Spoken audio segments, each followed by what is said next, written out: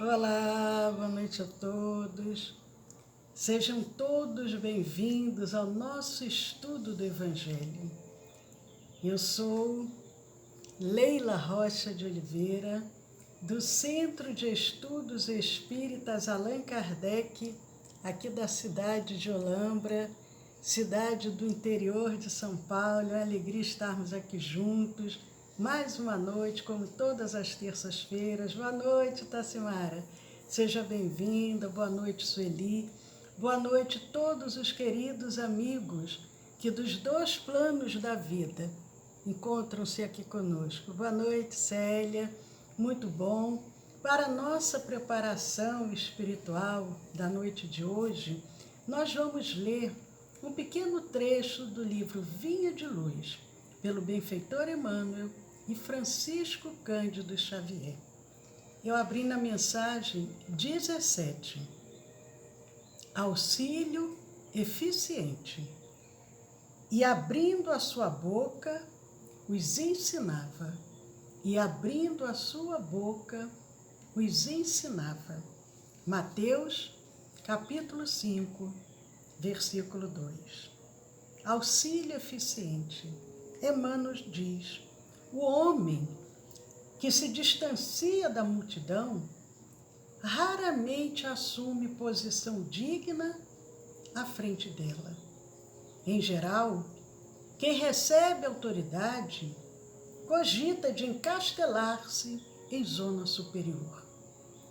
Quem alcança patrimônio financeiro elevado costuma esquecer os que lhe foram companheiros do princípio e traça linhas divisórias humilhantes para que os necessitados não o aborreçam. Quem aprimora a inteligência quase sempre abusa das paixões populares, facilmente exploráveis.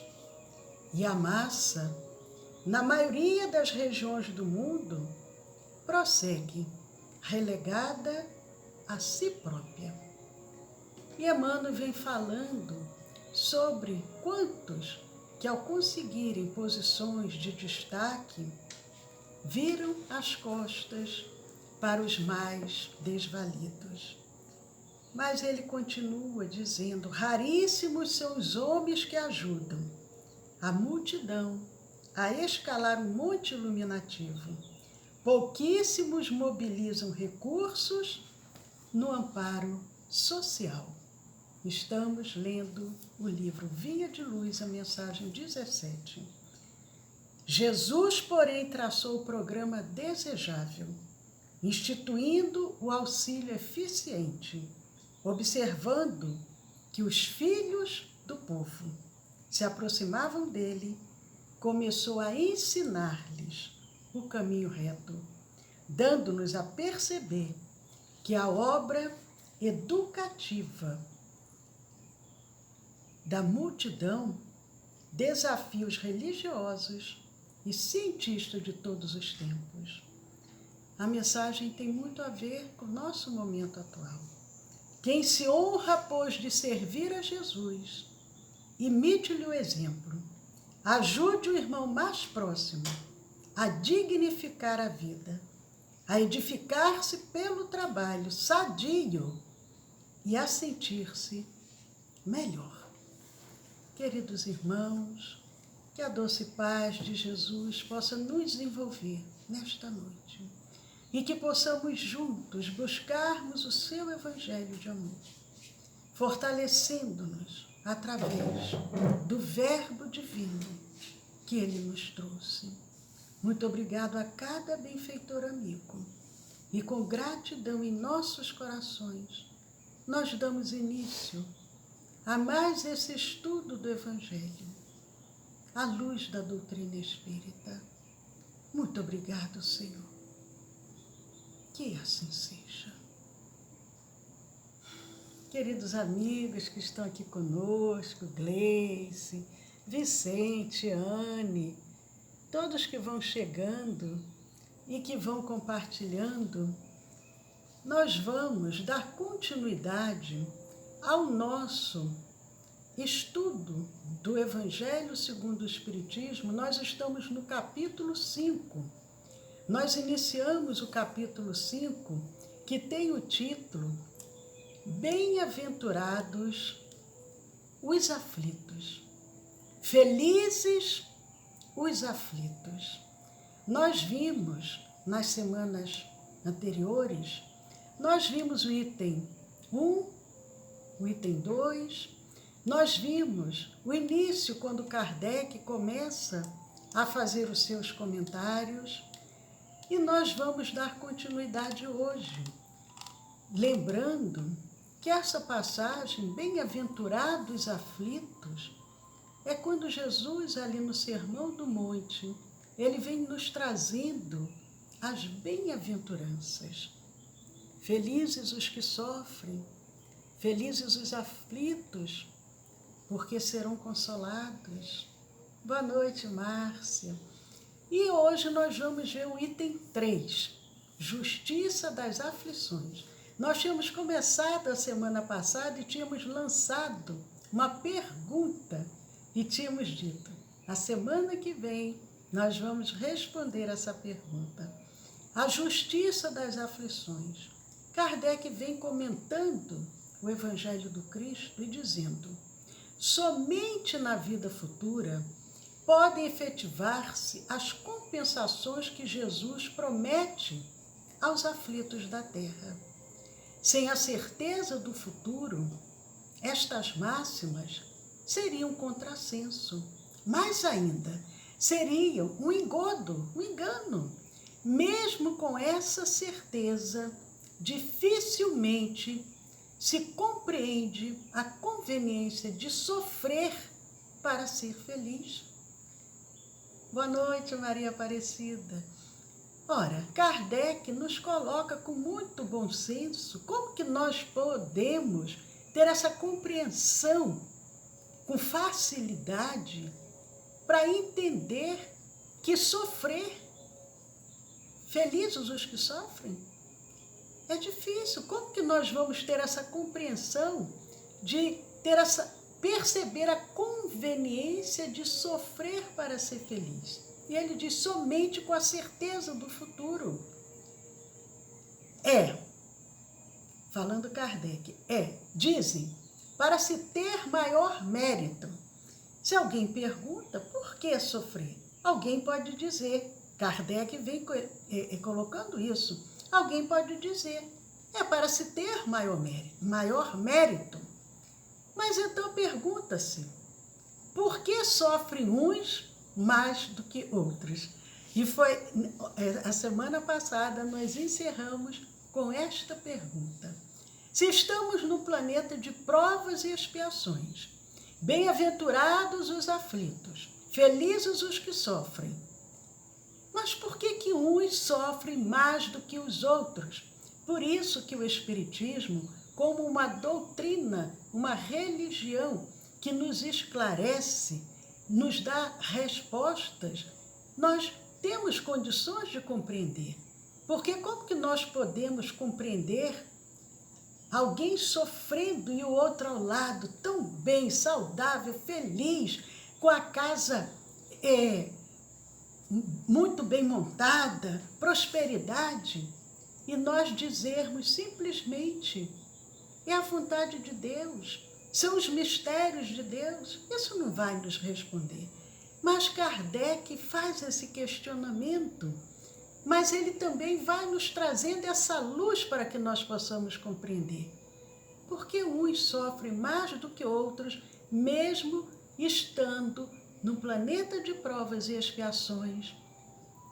Todos nós aqui, mas uns sofrem mais. Por quê? Questiona ele mais ainda. Por que nascem uns na miséria e outros na opulência, na riqueza, sem coisa alguma haverem feito que justifique essas posições? A pessoa nasce numa situação de miséria, mas ele não fez nada para aquilo. Ao contrário, às vezes é uma pessoa até muito dedicada, mas não consegue materialmente ter nada. Mas ele ainda continua questionando Porque uns nada conseguem, ao passo que a outros tudo parece sorrir. E não é verdade? Nós não conhecemos situações assim? Um está aqui, num extremo sofrimento, e o outro aqui, na extrema alegria, saudável, feliz, bom relacionamento, filhos amorosos. Boa noite, Cidália, seja bem-vinda. Kardec continua. Todavia, os que ainda menos se compreendem é que os bens e os males sejam tão desigualmente repartidos. Ele coloca mais situações para a gente refletir. Uns na pobreza, uns na opulência, uns nas enfermidades, outros com uma vida saudável, enfim, outros na solidão, outros com bom relacionamento. E ele diz, todavia, o que ainda menos se compreende é que os bens e os males sejam tão desigualmente repartidos, o 8 ou 80, entre o vício e a virtude. E que os homens virtuosos sofram ao lado dos maus que prosperam. São questionamentos muito profundos. Se alguém chegar próximo de nós e nós simplesmente dissermos, são os mistérios de Deus, são a vontade de Deus, será que isso vai preencher o nosso sofrimento, os nossos questionamentos? Kardec avança e ele diz, a fé no futuro pode consolar e infundir paciência. Nós, para quem está chegando, aos pouquinhos que os amigos vão chegando, nós estamos vendo o capítulo 5 de O Evangelho segundo o Espiritismo e hoje nós estamos vendo o item 3, quando Kardec nos fala sobre a justiça das aflições. Há uma justiça, porque Deus, que é perfeição, Ele não permitiria que nenhum de seus filhos sofresse sem estar dentro de uma lógica divina, porque não seria perfeição, bondade, justiça, Deus. Kardec pergunta o que é Deus e os benfeitores dizem, é a inteligência suprema, causa primeira de todas as coisas, é a perfeição absoluta, é a bondade absoluta. Nunca podemos questionar achando que Deus não é perfeito. Nós é que ainda somos imperfeitos. Mas Kardec diz, a fé no futuro pode consolar e infundir paciência, a fé no futuro. Mas não explica essas anomalias que parecem desmentir a justiça de Deus. E ele prossegue. Entretanto, desde que admita a existência de Deus, ninguém o pode conceber sem o infinito das perfeições, que foi, com outras palavras, o que eu acabei de dizer. Se nós acreditarmos que há um Deus que rege todo o universo e que é perfeição absoluta, não poderia haver nenhuma falha nesse sentido. E ele continua, ele necessariamente, ele quem? Deus necessariamente tem todo o poder, toda a justiça, toda a bondade, sem o que não seria Deus. Nós, e a gente sempre fala isso, mas é sempre bom lembrar, nós, pais imperfeitos, procuramos ser justos e trabalhar da melhor forma possível em benefício dos nossos filhos, orientando-os, conduzindo-os. Como que Deus, que é a perfeição absoluta, a bondade, o amor absoluto, a justiça perfeita, porque a justiça do homem, as leis do homem ainda são imperfeitas, mas a lei divina não. A lei de Deus, ela rege todo o universo, porque ela é uma lei perfeita. Senão, não seria Deus. Poderia ser outra coisa, menos Deus. Se Deus é soberanamente bom e justo, não pode agir caprichosamente, nem com parcialidade. Nós, pais humanos, às vezes até podemos quer dar mais para um determinado filho do que para outro, porque sabemos que há todo um processo reencarnatório também dentro desses vínculos familiares, vínculos consanguíneos. Mas Deus não. Deus, ele é imparcial. Ele não beneficia nenhum de seus filhos em detrimento de outro. Quando Kardec pergunta aos benfeitores amigos com relação à nossa criação, nós, espíritos imortais, o que eles dizem para Allan Kardec? Todos os espíritos foram criados da mesma forma, simples e ignorantes, simples e sem conhecimento. Olá, Gabi, seja bem-vinda. Todos nós, espíritos imortais, fomos criados da mesma maneira. Deus não privilegiou ninguém. Falamos sobre isso recentemente.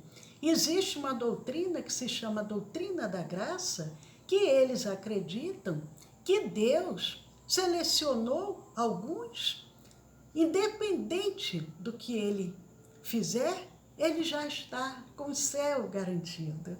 Sabemos que não seria lógico essa situação. Deus nunca iria. Ele está de bom humor, então hoje eu vou. Todos os que eu criar hoje podem aprontar o que quiser, porque terão um céu maravilhoso, sem nenhuma dificuldade. Sabemos que não é assim. Mas Kardec vem dizendo, se Deus é soberanamente bom e justo, não pode agir caprichosamente, nem com parcialidade. Logo, as vicissitudes da vida derivam de uma causa. E o Livro dos Espíritos, Kardec nos traz isso muito bem explicado. E ele diz, ora, se nós estamos passando por alguma vicissitude, por alguma dificuldade, tem que ter uma causa. E pois que Deus é justo, justa há de ser essa causa. Por exemplo, eu posso, em função da minha conduta,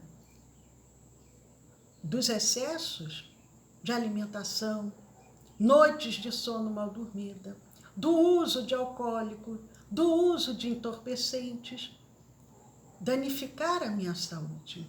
A culpa é de Deus? A culpa é do outro? A culpa foi de quem me convidou para ir? Não. Foi uma opção, todos nós temos o nosso livre-arbítrio. Mas a pessoa, se ela não fez nada disso nesta vida, e assim mesmo ela vem com uma enfermidade grave,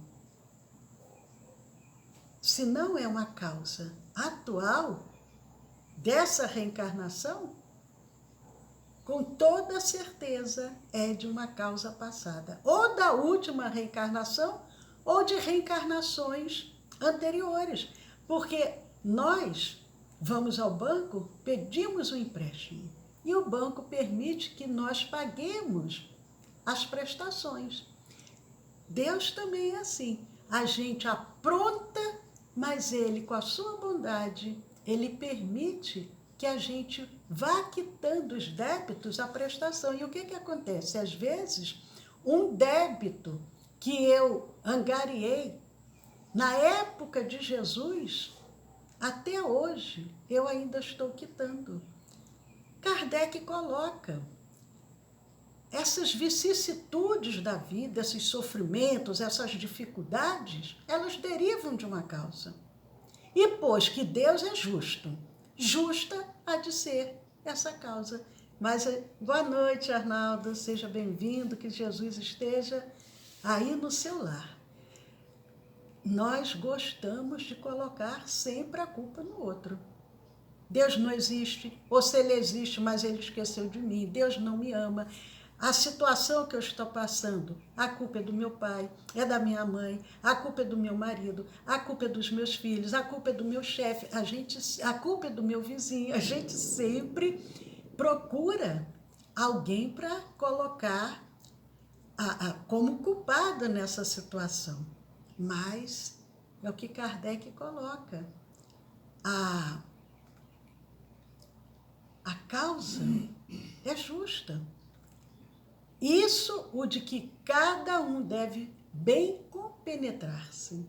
Olha o que Kardec diz.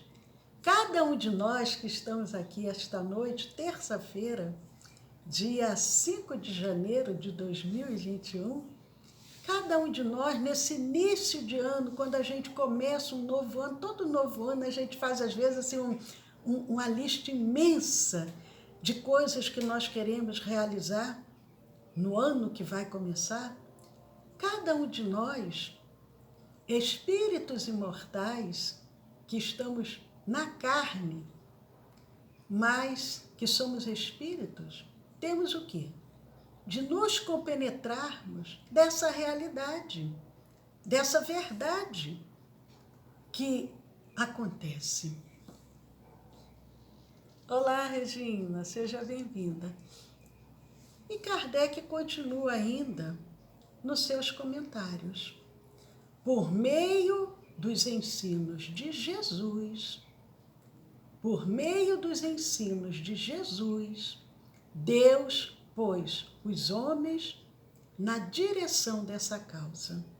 E hoje, julgando-os suficientemente maduros para compreendê-la, lhes revela completamente a aludida causa, por meio do Espiritismo, isto é, pela palavra dos Espíritos. Allan Kardec, nós estamos vendo o capítulo 5 de O Evangelho segundo o Espiritismo, o item 3, a justiça das aflições. Allan Kardec, ele vem nos dizendo que, desde a vinda do Cristo, que ele já veio nos trazendo esses ensinamentos. Mas nós, lentos, passados 2000 anos, ainda temos a dificuldade de compreender as revelações divinas, porque não foi só Jesus. Antes de Jesus, já haviam vindo vários emissários, muitos missionários. Após a vinda de Jesus, também, periodicamente, Deus envia à Terra emissários para ir nos auxiliando para essa compreensão. Mas ele diz, Kardec, que com os ensinos de Jesus, nós já fomos abrindo, fomos levantando essa pontinha do véu para podermos compreender um pouco mais desses ensinamentos. Mas ele diz, com a chegada do Espiritismo, que é o Consolador prometido por Jesus, passado quase 2000 anos, 1857 anos, mais ou menos, porque não sabemos bem a data exata quando Jesus nasceu, nem quando Jesus retornou.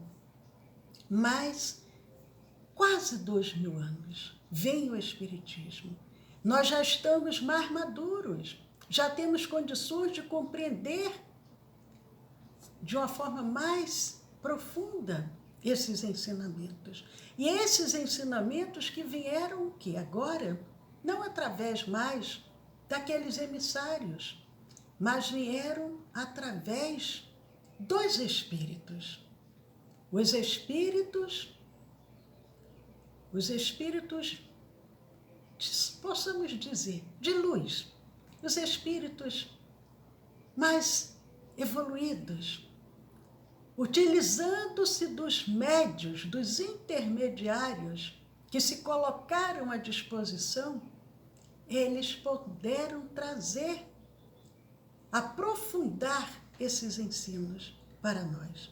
Por isso é muito importante, para compreendermos realmente, compreendermos o Espiritismo, nós precisamos ler, precisamos estudar as obras espíritas, porque Kardec, ele fez todos os questionamentos necessários para a nossa compreensão. Kardec começa em O Livro dos Espíritos fazendo 1019 perguntas, e ali ele pergunta sobre tudo. Ele pergunta sobre relacionamento, sobre família, sobre Deus, sobre o mundo espiritual. Ele pergunta sobre tudo. Quando ele traz o Livro dos Médiuns, ele traz uma luz imensa para que possamos compreender como que se dá esse intercâmbio entre o mundo material que somos nós e o mundo espiritual. Vem depois o Evangelho, que é a mensagem do Cristo, de uma forma explicada, destrinchada, para que nós possamos compreender. Vem depois o céu e o inferno, mostrando que o céu e o inferno, da forma como é colocado, não existe. E, por último, ele nos traz a Gênese, mostrando, inclusive, que também os ditos milagres realizados por Jesus, na realidade, não são milagres, porque estão tudo dentro das leis de Deus. Tudo muito bem explicado. Mas é necessário o quê? É necessário, para compreendermos essa doutrina, porque Kardec disse, o Espiritismo é a ciência do infinito. Para compreendermos o Espiritismo, é necessário folhearmos as obras espíritas, folhearmos pelo menos o que nós chamamos que é o alicerce, a base do edifício, que é os 5 livros que nós chamamos o Pentateuco kardeciano, para que nós possamos compreender o Espiritismo. Porque muitos dizem, o Espiritismo fala isso ou fala aquilo. Totalmente equivocados, por quê? Porque nunca estudaram as obras espíritas. É necessário para termos essa compreensão. Boa noite, Batista. Seja bem-vindo também. Mas, queridos amigos, o nosso estudo de hoje vai parando por aqui. A semana que vem nós continuamos com o item 4 do capítulo 5. Quem desejar, peguem durante a semana o seu evangelho e leiam o capítulo 5 do Evangelho segundo o Espiritismo, o item 1, o item 2 e o item 3. Mas para aqueles que porventura não nos acompanharam e desejarem assistir, entrem lá no nossa playlist do nosso canal do YouTube, tem lá o estudo do Evangelho. Separadinho lá, todas as aulas, o estudo do Evangelho. O nosso canal do YouTube é o Centro de Estudos Espíritas Allan Kardec, aqui da cidade de Olambra. Entrem lá e aproveitem. Temos cerca de 500 vídeos. Temos cursos espíritas, 1º, 2º ano, temos o estudo do Evangelho, temos palestras, temos o Evangelho no Lar, temos muito material para que nós possamos estudar. Temos, inclusive, um curso para aprendermos a aplicar o passe com as técnicas do magnetismo. Então, temos muito material para que a gente possa compreender essa doutrina tão iluminada.